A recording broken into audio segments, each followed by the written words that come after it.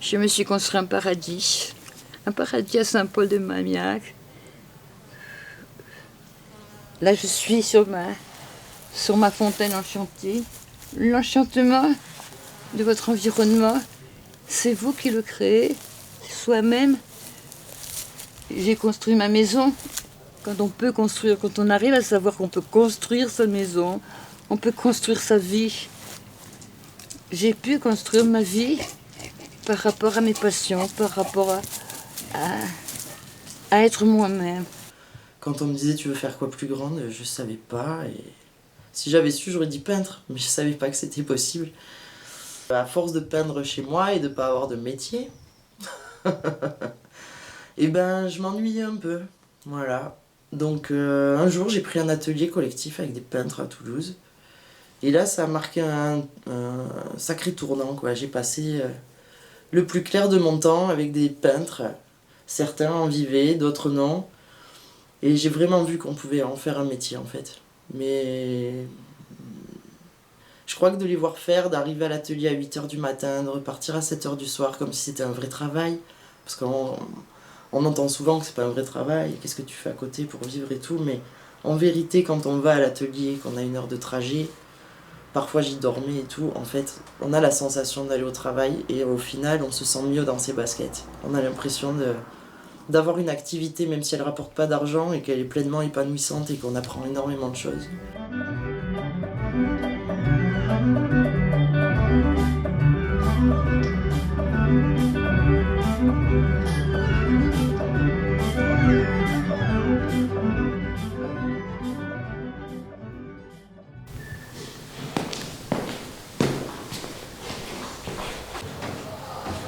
Ma démarche qui aujourd'hui est de partir à l'exploration de villes ou de lieux et de raconter l'histoire de ces lieux actuels et passés à partir d'éléments que je glane dans les rues et que je retravaille, revisite dans les installations.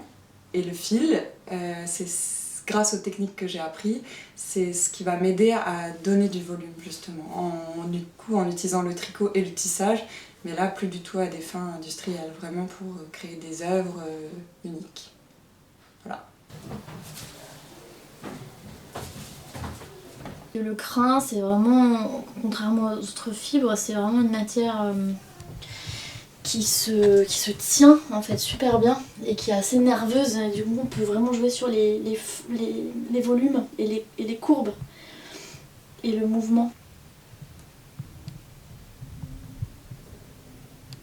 J'ai trop envie, j'ai trop des idées, j'ai envie d'explorer. Donc je me vois pas faire autre chose.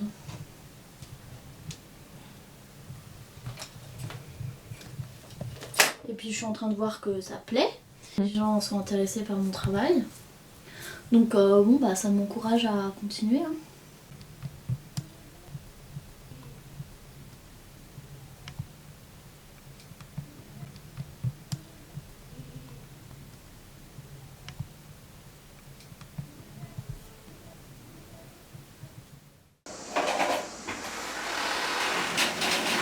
Faut que tu fasses 2 traits autour, un deuxième trait autour, faut que tu fasses le contour de ta tige en fait. Oui, d'accord.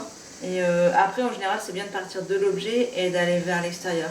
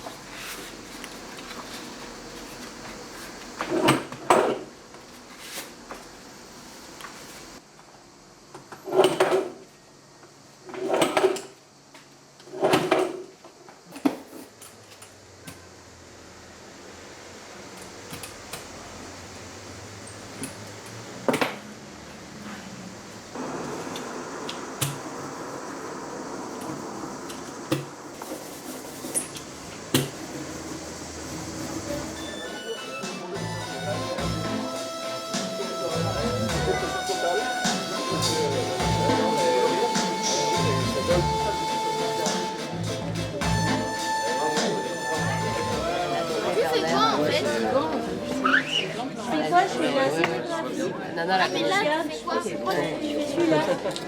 Pourquoi tu fais comme ça? Et ouais, et du coup, tu la renvoies. Viens voir, viens avec moi. Tu mets tes mains comme ça. Mets tes mains toi au milieu et moi je mets moi ici. Il a pas mal de fois pour arrêter. Donc à 3, on appuie comme ça. C'est lui, c'est un gars de théâtre. Et on tourne vers le côté. Spectacle de rue. Vas-y, lâche. Et regarde. Ils viennent pour la musique. C'est cool, hein? Ouais, t'as fait juste un truc et c'est... Ouais. Bah après, avant, il faut préparer l'écran, le dessin et tout. Mais après, une fois qu'on a préparé, ben ouais, on fait juste un truc et... Ouais, c'est un peu de voilà. la vieille. Ouais, c'est un Ouais, gars de pratique, ouais. Donc moi j'aime beaucoup la gravure parce que c'est assez sensoriel évidemment, on laisse une trace, un griffe, on met de l'encre, c'est super chouette. Une fois qu'on a ancré, on essuie le surplus d'encre avec un petit chiffon qui s'appelle tarlatane et on met un papier légèrement humide et après on passe tout ça sous la presse, on tourne et on obtient la gravure, en fait la reproduction de cette matrice sur le papier, ce qu'on appelle aussi une estampe. Et ça, c'est une presse qu'on a récupérée dans un atelier d'imprimerie. C'était en fait ce qui permettait aux imprimeurs, avant de lancer la grande machine mécanique, de faire des essais en fait. Ça s'appelle une presse à épreuve ou une presse tiroir. On prend comme ça, qu'on imprime comme ça. En fait, hein. Et donc ça, c'est une lino par exemple. C'est une lino que j'ai faite de Malars, qui est une maison d'édition marseillaise. Et c'est le premier livre que je fais en linogravure.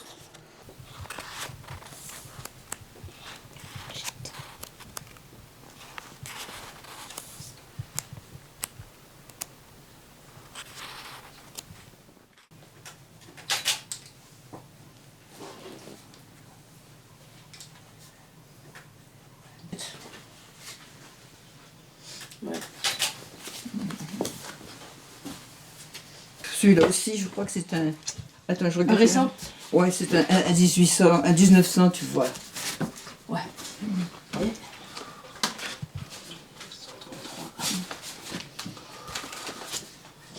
Ah, la ronde du temps. Ah, la ronde du monde. Mais tout ce que tu crées, que ce soit aussi le dur, les visages, les cris, la douleur, la naissance, le mort, mais c'est tout ce qu'on a en nous. Et il faut que ça sorte. Mais c'est surtout une transmission de tout ça, tu vois. Et à Paris, il y avait des gens sur le bord de la Seine qui dormaient là. Des amis, clochards, extraordinaires que j'avais rencontrés quand j'étais à Paris. Et ça m'a donné aussi l'idée de faire des marionnettes avec des clochards. Mais pas des clochards parce qu'ils sont dégueulasses et salés et merde. C'était des gens magnifiques. C'était des gens magnifiques. Et pareil, écoutez, tu écoutes chacun leur histoire. Et voilà. Et j'avais par exemple un couple de clochards que j'avais fabriqué en marionnette. À Paris, il a eu un succès terrible. Par contre, on te dit, il faut refaire d'autres. Non, ça va, moi j'ai donné, tu vois. Tu trouves, et toujours, là aussi c'est bien. Le collage, ça permet toujours. Nouveau, t'as collé, t'as mis. Allez, tu passes à autre chose. Il se peut que de temps en temps tu retrouves après une image similaire ou une photo. Non, toujours.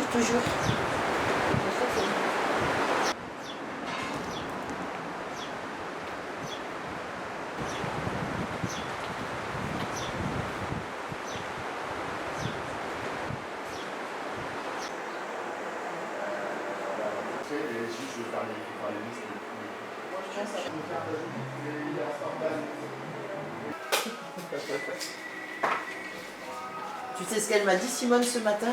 Non. Elle m'a dit, si Noé, on dirait Emma Swartz.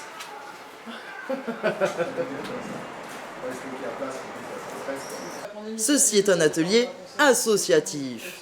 Nous imprimons pour les gens, selon leurs envies. En gros, cet objet-là, c'est une raclée, tout simplement. C'est un peu mou comme ça. Donc, ici, on a de l'encre, fait exprès pour la sérigraphie. On va venir mettre un gros boudin d'encre ici, comme ça. T'as ton papier dessous et tu vas venir appliquer ton encre comme ça sur ton écran et ça va t'imprimer ta feuille dessous, tout simplement. Non, c'est ça, attention. Hein.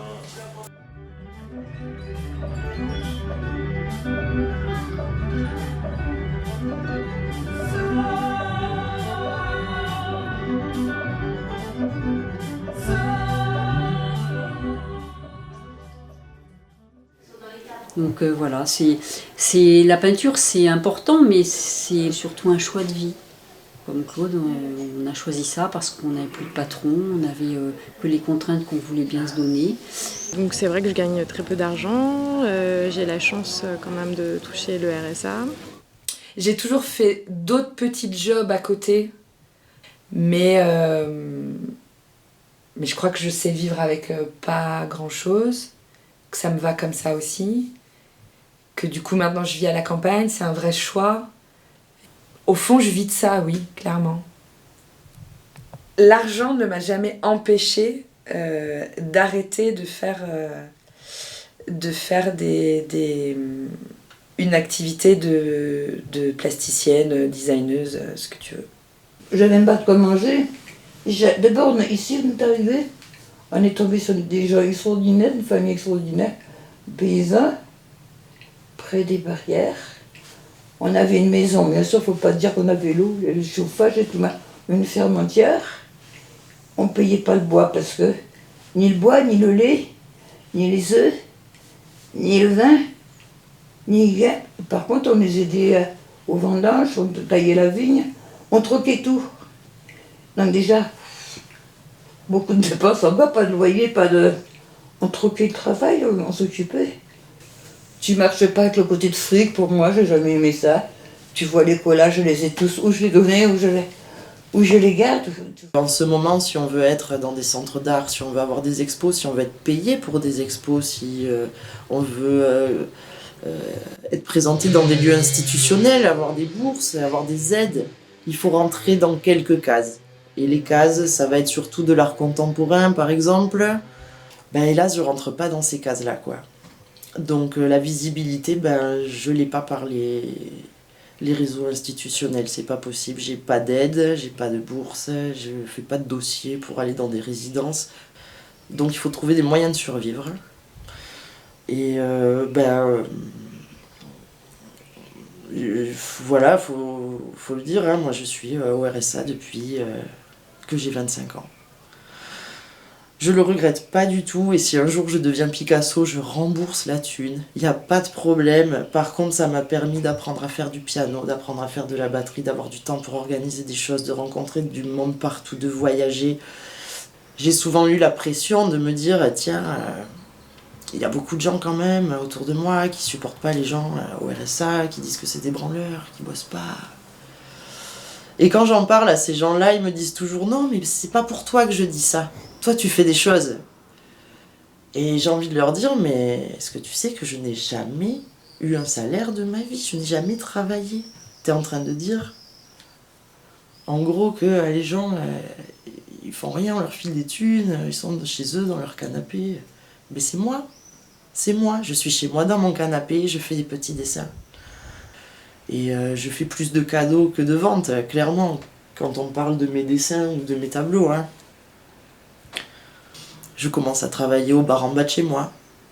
Voilà, je fais des choses, je prends des risques, je fais des choses que j'ai pas l'habitude de faire. Je sors de ma zone de confort, j'essaye de gagner un peu plus d'argent parce que j'en ai marre d'avoir des sous-vêtements troués à mon âge. Des fois, j'aimerais bien être un peu plus décente. Moi, ça me donne beaucoup de confiance en moi. Et je me dis, tiens, peut-être à demain, effectivement, si Pôle emploi me force à aller chercher un taf, peut-être ça me fera pas peur d'être caissière, quoi, finalement, alors que j'en aurais pleuré il y a des années. J'en aurais pleuré, ça a toujours été ma hantise, quoi. À la fois, j'ai ma pratique artistique, donc je fais mes images, en fait, comme ça, et je les expose quand je peux. Après, j'ai le travail d'édition. Donc là, ça a été une rencontre, en fait. J'ai rencontré Mathilde Chèvre, éditrice du Port à Jeuny, sur un salon à Lyon, qui m'a dit, ah tiens, on ferait bien un livre, ok, et puis on en a parlé depuis, on a fait 5 livres. Donc ça a été une bonne rencontre. Et puis après, il y a des fois des gens qui ont des besoins et qui me demandent une affiche pour du yoga, une affiche pour faire un truc, un visuel. Donc j'essaye de trouver un équilibre dans tout ça. Donc en fait, C'est pas des fortunes, mais ça me permet de vivre bien en Ardèche avec mes 2 enfants, d'avoir une voiture, de payer mon loyer, de manger. Donc ça va, ça roule. Après, c'est toujours avec une grande... tu sais jamais comment ça va être l'année prochaine en fait. Donc, mais ça fait partie du jeu. T'as pas de patron, t'as pas de cadre de travail en fait. Si je veux pas travailler, je travaille pas. Si je veux bosser nuit et jour pendant 10 jours, je le fais. Donc c'est moi qui m'impose mon rythme. Mais du coup, voilà, la partie plus fragile, c'est une incertitude sur les mois à venir, sur l'année à venir, sur comment, si tu veux t'engager avec les banques, c'est compliqué. Il ne faut pas être pressé pour... enfin, en tout cas pour nous, il a fallu ne pas être pressé pour en vivre. Donc les premières années, j'ai fait un livre par-ci par-là de temps en temps, beaucoup de gravures à côté. Ça m'a laissé le temps d'expérimenter. Et maintenant, depuis peut-être 5-6 ans, c'est vraiment mon activité, une de mes activités principales. En tout cas, elles sont toutes artistiques, que ce soit gravure, illustration de livres pour enfants ou d'autres choses. Et je ne fais vraiment plus que ça. Et j'arrive maintenant, voilà, on va dire, à en vivre décemment.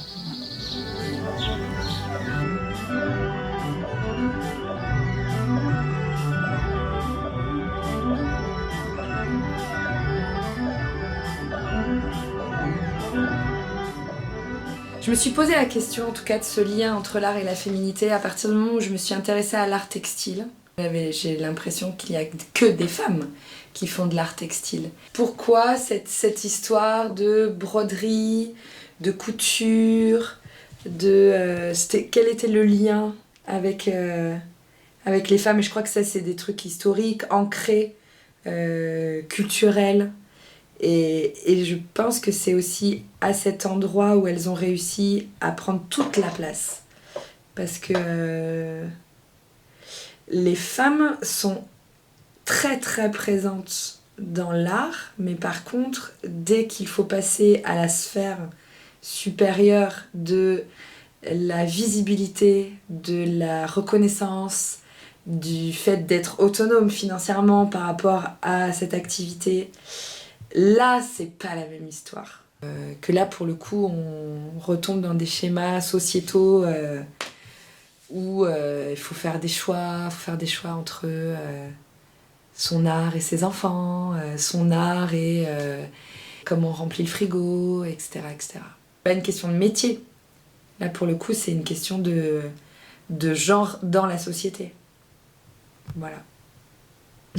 Dans le temps, quoi, tu vois. Moi, je me suis toujours servi des femmes. Par contre, autant depuis l'Antiquité, tu trouves le corps féminin représenté, même les premières statuettes, les premiers. Autant les hommes lascifs, en position lascif, il n'y en a pas un dans l'histoire de l'art. Ou c'est par rapport aux statues grecques, le beau, un truc comme ça, ou c'est le guerrier, ou c'est ceci. Essaie de mener ta vie de femme heureuse. Bah, voilà, pas plus. Et puis si c'est pas dans l'art, n'importe. Je me suis jamais considérée comme une peintre femme. Pour moi, bon, je suis peintre. Et c'est le regard des gens qui m'a fait m'interroger. Mais comme ma signature, c'est S. Cosnier, donc on ne sait pas si c'est un homme ou une femme. Et les gens, souvent, me disent « Ah, c'est très masculin, qui est cette personne ?» Ben, je dis « Non, c'est moi, ah bon, ah bon ?» Et à l'inverse, quand ils me connaissent, « Oh, on reconnaît bien, ça c'est la peinture d'une femme. »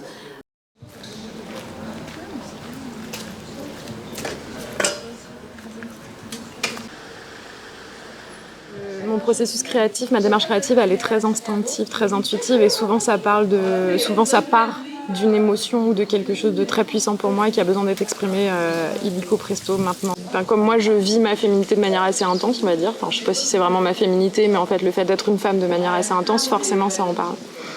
C'est un texte qui parle de longs mois où j'ai essayé de tomber enceinte et que ça ne fonctionnait pas. Et c'est tout ce qui s'est passé dans mon corps à ce moment-là, dans mon mental, dans mon esprit, de l'ordre de l'espoir, de l'attente, de tout ce que je pouvais imaginer à l'idée que ça puisse m'arriver en tant que femme. Et puis jusqu'à la fin où les règles arrivent et là, on vient Une petite goutte.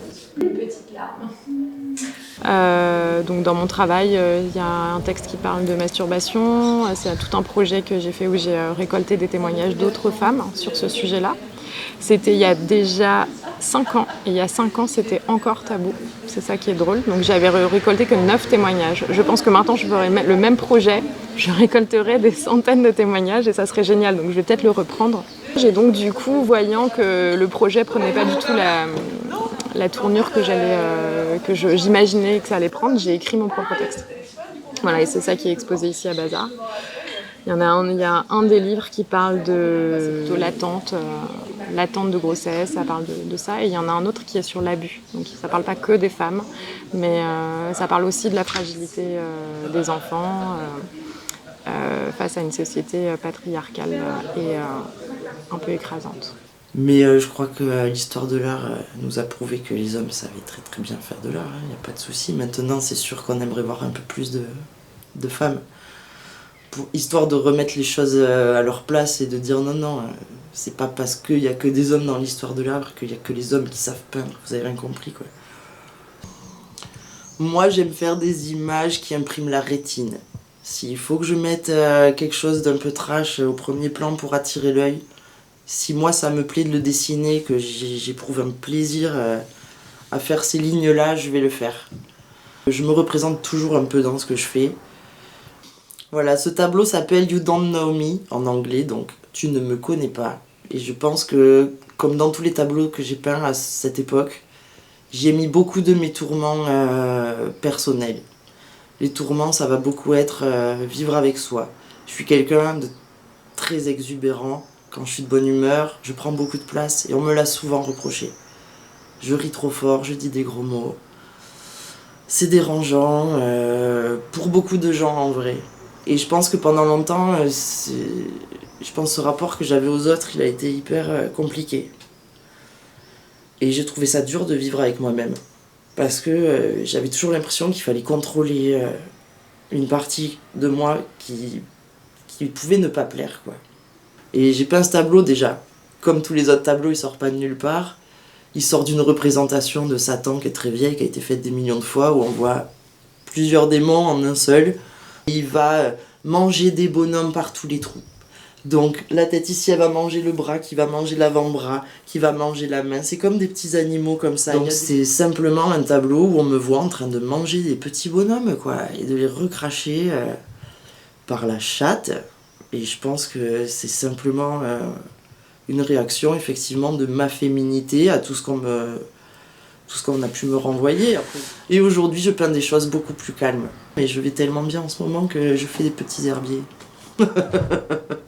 J'ai plus besoin de sortir des trucs durs.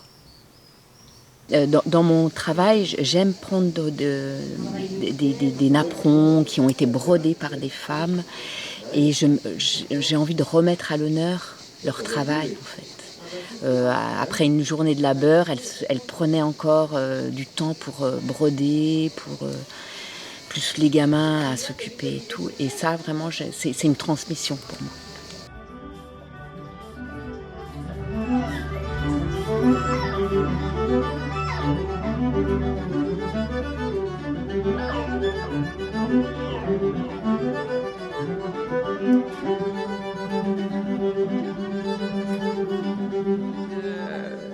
Mais je regrette pas du tout cette fragilité financière parce qu'en fait j'ai acquis tellement de liberté,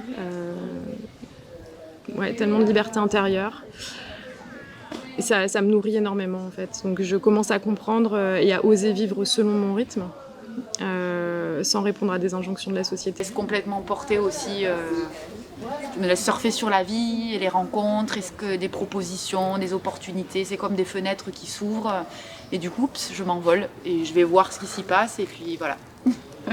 Du temps pour organiser des choses, de rencontrer du monde partout, de voyager et je pense, je peux absolument pas regretter cette vie-là, c'est la vie que j'ai choisi d'avoir. Mais voilà, je crois que je suis très contente et que si je meurs demain, je regrette que dalle. Et surtout si Manoé me demande de parler, c'est pour encourager chacun, et surtout les plus jeunes, à avoir la volonté, la force d'être eux-mêmes. Et je pense que par l'art, dans tous les moyens d'expression de l'art, c'est une chose qui nous relie tous. L'art aussi est nécessaire pour se battre, mais surtout pas se battre en vain, pas la guerre pour s'abattre, pour avoir celui qui a le plus raison, celui qui gagne. Non, pour essayer de construire ensemble. Notre art prend vraiment de la valeur au niveau du regard des autres et c'est vraiment les autres qui nous font avancer. Et c'est chouette le retour que les gens ont. Même si, à la limite, même s'il n'y a pas de vente, ça booste. Et ça, je trouve que c'est vachement important parce que c'est pas tout le temps comme ça et on se prend des baffes. Hein. En art, on se prend des baffes. Pour mettre mes petits pieds. Alors, c'est parti, on y va. Si j'étais un homme, je chanterais tout comme les femmes dans la rue. Oui, je serais lionne. Ah, si j'étais homme, l'indécence de ma paye m'offrirait des réveils plus tendres que mes nuits. Mes épaules assez larges couvriraient mes oreilles quand ma bouche muette m'apprendrait qui je suis. Ah, si j'étais un homme, j'userais de ma voix, je voudrais qu'elle résonne. Si j'étais un homme, je chanterais tout comme les femmes dans la rue. Oui, je serais lionne. Ah, si j'étais homme, je demanderais pardon pour les guerres et les trophées, les corps et les abandons. Je parlerais pour nous, je dirais toutes nos peurs, je questionnerais les leurs, au risque d'avoir l'air con. Ah, si j'étais un homme, j'userais de ma voix, je voudrais qu'elle résonne. Si j'étais un homme. Voilà. Mais je suis très très heureuse de la volonté qu'a Timanoé d'être là et de pouvoir lui laisser ce message. Je lui souhaite, et je le sais, elle fera une très très belle avancée dans sa vie, parce qu'elle est très belle et qu'elle en a toute la force, et une grande joie de la voir, pour savoir que d'autres continuent, que les jeunes vont continuer, et voilà, c'est tout mon chéri. Un grand merci, ça me fait du bien de te voir comme ça, c'est super, continue, voilà. Merci à toi. Moi aussi. Tu vois, c'est pas facile, mais c'est un grand bonheur pour moi de te connaître. Moi aussi. Bisous, ma chérie. C'était un grand plaisir. Allez, et par contre, parce que je disais, on parlait à peine de toi. Tu vois, quand je lui dis, elle est gentille, mais c'est pas ce caractère gna gna, c'est en même temps de toi, il y a une gentillesse. Ton visage, ton sourire, tes yeux, ta manière d'observer, de voir. C'est... Même sans parole, même sans savoir te connaître. Ouais, il y a une gentillesse, c'est trop. C'est un terme que j'ai jamais employé pour quelqu'un dans le genre. Il m'a toujours été désagréable parce que les gens qu'on n'aimait pas trop pour pas les vexer. Elle est gentille. Alors que là, elle est gentille.